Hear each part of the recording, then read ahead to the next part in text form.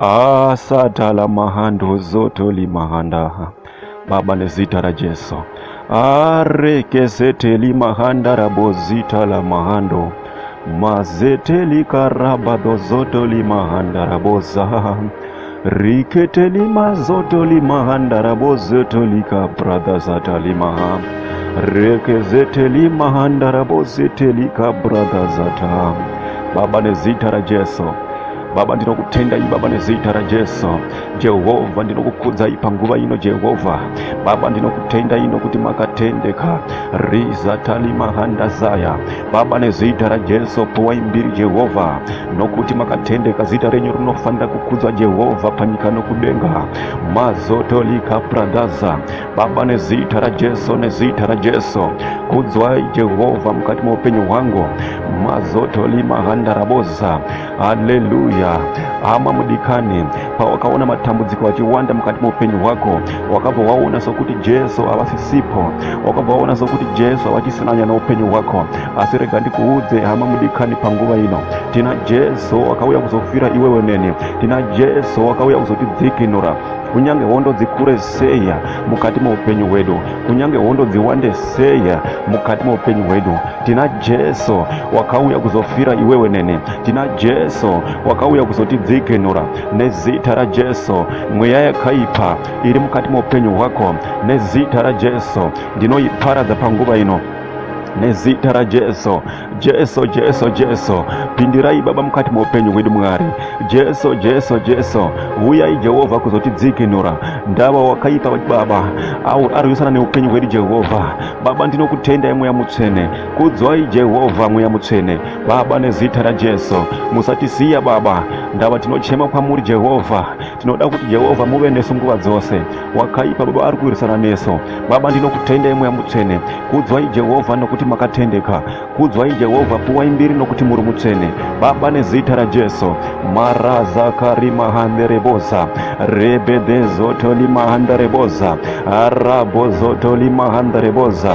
Dambudziko rauri mukati mariri uri kuzobuda nezita la Jesu, kuchema kwauri mukati maumuri uri kuzobuda nezita la Jesu. Right now, right now, right now, right now, right now, right now, right now. Mazoto limahanda raboza, mazoko bradazoto limahanda. Right now, right now. Baba nezita la Jesu. Yes, mazoko bradaza. Baba nezita la Jesu tirangarei Jehova, tidzikinurei Jehova. Mazoto limahanda raboza. Baba nezita la Jesu kuchema kwangu Jehova, kukumbira kwangu Jehova, minamato yangu Jehova irangarei Baba nezita la Jesu. Ndinonamata, ndinokumbira nyasha Baba nezita la Jesu. Yes, Baba nezita la Jesu ndirangarei Jehova mukati mwa upenyu wangu Baba. Mazita limahanda riakazoto limahanda rieketekezia kataya rabado zoto limahanda raboza. Yes Lord, mazoto limahanda raboza. Baba upenyu wangu Baba ndirangarei Jehova, ndidzikunurei Jehova mukati mwa upenyu wangu Baba. Yes Lord, mazoto limahanda riakatoya reketelikazaya. Yes Jehova, ndikundirei Jehova mweya mutsvene. Batai Baba upenyu wangu, ndimwe Baba mudzikinura upenyu wangu nezita la Jesu. Baba ndinokutenda mweya mutsvene, nditambudzike seya munenge muineni Mwari, ndinetseke seya munenge muineni Jehova. Baba vandivenge seya munenge muineni Jehova, matambudziko awande seya munenge muineni Jehova. Yes, yakatoya Baba nezita la Jesu. Yes Lord, yakatoya maraka zoto limahanda, mazoto likahanda. Baba ndirware mukati mwa upenyu wangu Jehova munenge muinene. Baba nditambudzike mukati mwa upenyu wangu Jehova munenge muinene. Ya yeketele mahaya riakatoya Baba nezita Jesu. Yes, lika pradoza talimahanda. Baba ndiwengwe ninyika Jehova. Baba munenge muinene. Ya satala mahaya. Reketele kazaya. Rapatozo tolimahanda. Yakatolo mahanda, yaketele mahanda, yakatala kazaya, riaketekeze mahaya, arapado sotoli mahaya. Baba nezita Jesu. Baba matambudziko awande mukati mupenyu wangu. Jehova munenge muinene. Baba ndiremerwe seya. Jehova munenge muinene. Yes Lord. Yakatolo mahanda, riakatolo kazaya. Yes Lord. Riakatoya. Mazoka bradi mahanda laboza. Yakatolo mahanda. Yeketeli kazaya. Rakazeteli mahanda. Ndinodzura zvese zviri mukati mupenyu wako. Ndinopwanya ruzhowa rwakashosha na Satani mukati mupenyu wako. Right now ndinopwanya. Right now ndinopwanya. Right now ndinopwanya. Japradi mahanda laboza. Ndinopwanya nezita Jesu. I break every power of the devil. I break every kingdom of the devil. Mazotoli mahanda. Yes Lord, touch your people. Yes Lord, touch your people now. Jatala kazaya.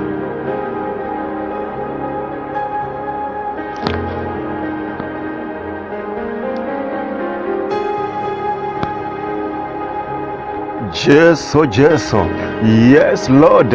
Maruza talimahanda. Yes Lord. Mazotolika bradaza. Yes Lord. Yakatoya. Marika zotolimahanda. Yes. Yakatoya. Maruza tia mahaya. Yes Lord.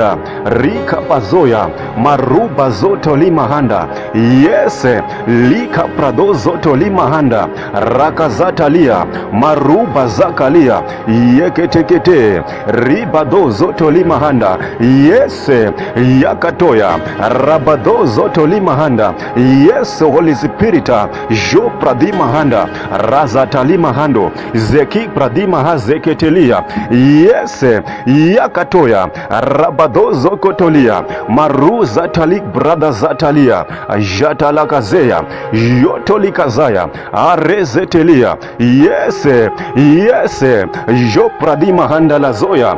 Zatalika zotolimahanda. Ndinetsekeseya munenge muinene. Nditambudzigeseya munenge muinena. Yakatozotolia. Rabada zatalia. Zotolika bradoza. Yes. Yakatoya. Lazotorima hande zekatalia. Move Holy Spirit all over this place. I feel the power. Yakato. Yeketeri kazaya. Mazoto librada zatali azeteli mahandoroboza. Yes. Yakatoloko zitali mahandaraboza. Rabadabazakate. Yes. Lika zotori mahandaraboza. Remember me. Yakatoloka zaya. Rabababababazea. Yeketeli kazaya. Rabodoza kalima hambrende mohozi kataya. Rabadabazeteli mahaya. Yeketeli mahanda. Robodozi katali mahandare. Yes Lord. Yakatolo mahaya. Yakazoya.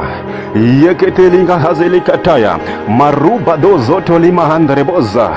Urwere wuya mukati mupenyu wako. Jehova unenge ainewe. Urambwe kumurume. Jehova unenge ainewe. Yes. Yakatolo mahaya. Rabadabazata limahanda. Yeketeli mahaya. Udzingwe kubasa pa uno shanda. Jehova unenge ainewe. Ama dzikurambe mukati mukurarama. Jehova unenge ainewe. Yes.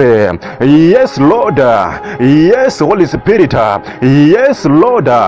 Jatali mahanda lipahaya. I feel the power, the anointing of God. yakatoya rabababazata limahaya. Yes, lika pradozoto limahanda. I break it. I break every power. I break every spirit. I break yakazoto limahanda. Holy Spirit, move all over this place. Touch your people. Yakatolo mahanda. Touch your people. Yeketele mahaya. Yes, rikatala mahanda. Yes, Lord. Yeketea rakazakatarakaze. Yeketele mahanda. Yakatoya rabadozoto limahanda. Move, Holy Spirit. Move the Spirit of God. Yakatoya maruka zata limahanda. Yeketeri kazaya rika pazoto limahanda. Yes, lika pradozoto likahanda. Yeketeli mahanda. Yeketeli kazaya. Be blessed in every area of your life. Yakato mahaya. Riakato mahanda. Rebedebezeteli mahanda. Let your children be blessed. Yakatolo mahanda. Let your marriage be blessed. Yakatolo mahanda. Let your relationship be blessed. Yakatolo mahanda. Let your business be blessed. Yakataya rakazakatale mahando. Yeketeya ribado zoto limahanda. I command every sickness over your body to come out right now. I command every power against your life to come out right now. Yes, yes, yes, yes, oh Lord, remember them. Yakatoya mazo pradi mahanda laboza. Yeketeli mahaya ribrado mahanda zeketelia zakatali mahando. Jehova ndimi mununuri wabo. Jehova ndimi mudzikinuri wabo. Kunyange batambudzika seya. Jehova munenge mwinabo. Kunyange bachemeseya. Jehova munenge mwinabo. Yes, yakatolo mahanda. Baba nezitara Jesu. Kunyange barware asi Jehova munenge mwinabo. Yes, yes, yes, yes, oh Lord. Yakatolo mahanda. Baba nezitara Jesu. Remember them. Yakatolo mahanda. Ezeketeli mahanda. Yes, yes, Holy Spirit. Touch your people. Touch their life. Yakato. Baba nezitara Jesu. Kudzwai mununuru wangu Jehova. Jesu Kristo. Yakato. Regeze. Rakato. Regeze. Arakate. Arakaze. Riakate. Yes, maruka satalia. Marekeze. Arakato. Arekeze. Yes, Holy Spirit. Ja brade. Baba nezitara Jesu. Kudzwai pwa mbiri nokuti makatendeka. Baba nezitara Jesu. Uya mukati mupenyu wedu. Ndava imimu Jehova. Kana musipo okaipa angada kutora advantage, but ndinoramba pangweni. Baba nezitara Jesu. Ndinoparadza hondo dzeokaipa. Yes, Holy Spirit, begin to move all over this place. Yes, yes, Jehovah. Baba nezitara Jesu. Ama mudikani kunyanga upenyu kukuremeresei. Usaita give up mukati mupenyu. Jehova vaninge vainewe pfugama namavi ako. Utanga kuti Jehova ashakatalakaza. Ashakatalima haya asheketelikaza rakasakata jeketekeze ripatasa japradozotolika rekezekete rabadazatala rekezekete. Uchaona wakaipa achiparazwa mkati upenyu wako mazoka pradhima handa. Yes, yakato. Open your mouth and begin to pray. Whenever you meet trials in your life, open your mouth and begin to pray and begin to scatter every power that is not of God against your life. Right now, as I'm praying now, begin to open your mouth and pray.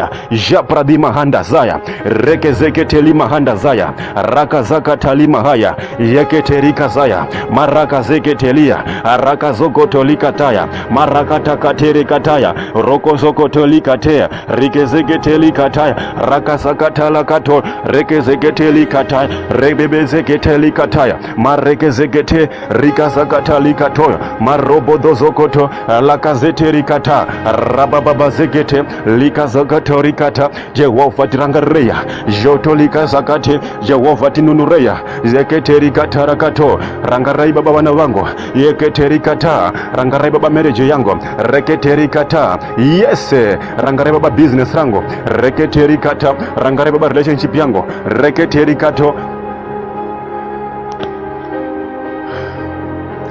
mazotoli mahanda. The devil is a liar. The devil is a liar. Mazo pradima hande riba haze kete lima haya. The devil is a liar. The devil is a liar. The devil is a liar.